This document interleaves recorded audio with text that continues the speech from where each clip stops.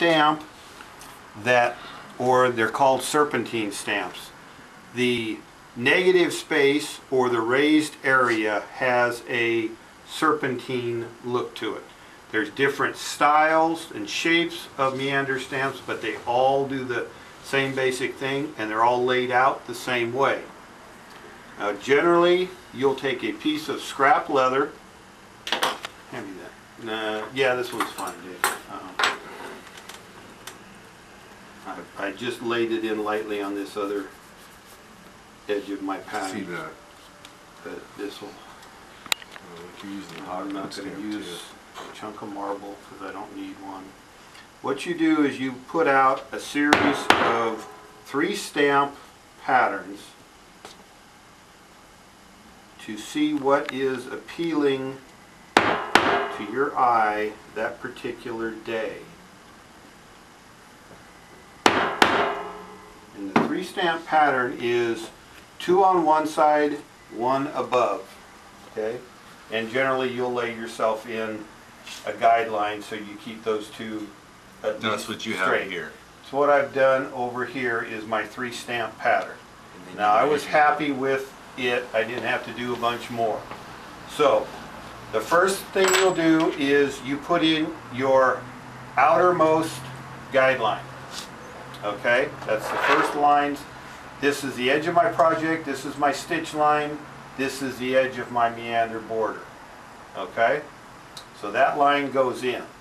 Then I have to find the height of my meander.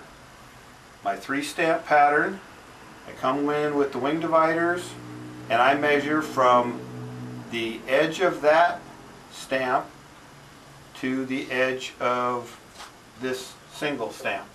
Okay, now I come back in, I lay in my wing dividers, and I put in my inner border line.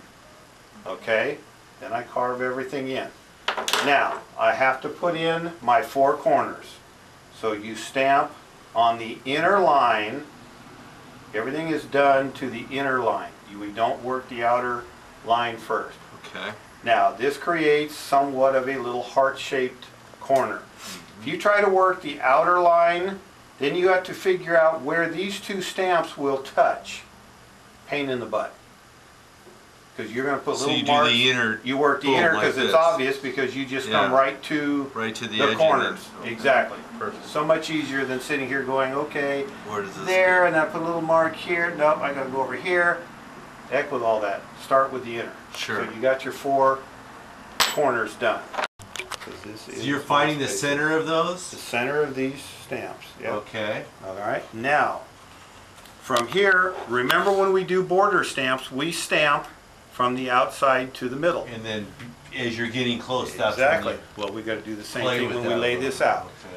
Now I take and I set this in the center of the impression I've got, and I'm going to put little light marks right close to my border line because the stamp will cut these or cover these up. In a perfect world, it works out exactly in a perfect world, and it does once in a while. Sure. But not very often. Now once I get close to my center, and I've got my center marked for other purposes, so I know when I'm getting close and I can stop. So then I come back over to here and I find center and I start marking this out.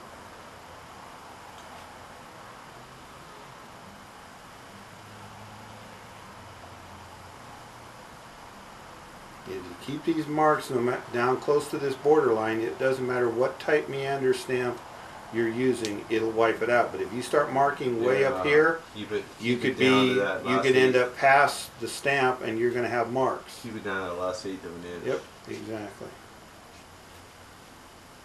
Okay, so now you're going to look lightly. So now I'm going to go and just very lightly mark this and see. Oh, dude, you're almost dead. I'm close. You're really I'm close. offset, but I can see my center.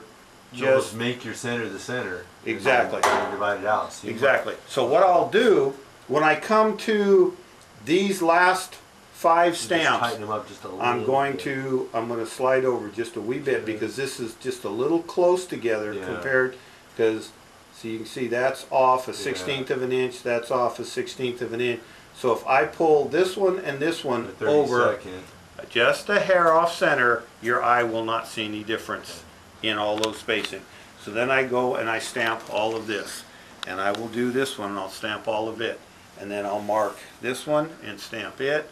And I'll mark this one and I'll mark stamp those it. after you stamp both of these Oh, sometimes I go through it. You can mark the whole thing. It just depends on, you know, this big, I'm going to get bored of just sitting here making marks. So I'll do one row, I'll stamp it.